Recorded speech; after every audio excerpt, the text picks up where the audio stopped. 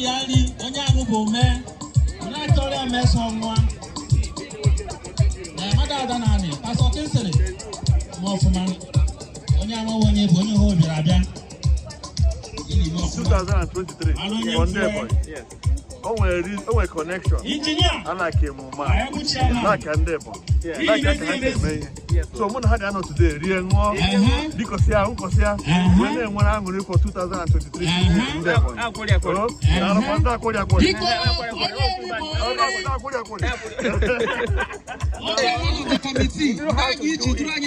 Ebonyi State Canadian Association. Yes. Here in Toronto. Today is a big day for us. Yes, this is it. Ebonyi State, the source of the nation, Nigeria.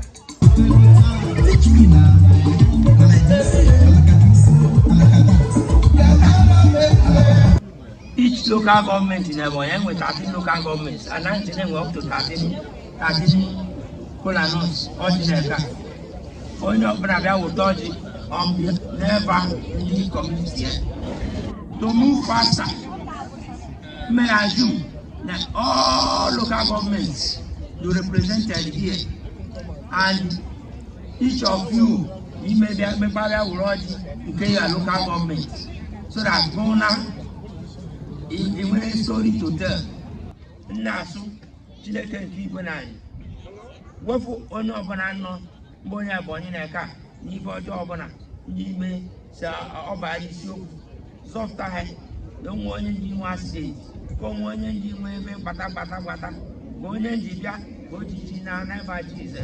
the Ebonians. What are you talking about? These are the future governors. These are the president of Nigeria. You know, awesome. How old are you, sir? Tell me your name and your age. Angelo, and I'm 13. Awesome. Marcy, and I'm 15. Awesome. Ezinwa, I'm 18. Wow. Precious, and I'm 17. Wow. Marvelous, and I'm 15. Jesus. Oh my God. I'm 12. Woo. And I'm 11. Woo. Brian, and I'm 10. Oh my God. You see, look at these children. They are speaking as if they are from heaven. Respect your parents. You should appreciate them. Jam your hand together for your parents. You know.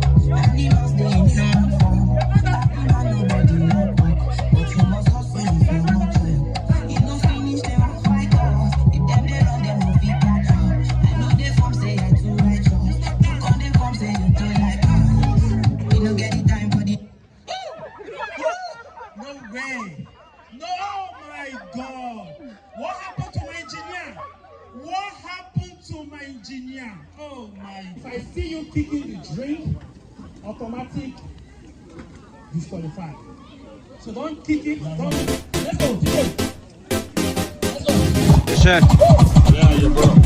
Welcome. How's it going? Yeah, it's going good. I'm trying to make this right. Yeah, you're doing good. Yeah. Peace. Second chef. How's it going? Good, bro. You're doing good. You having fun?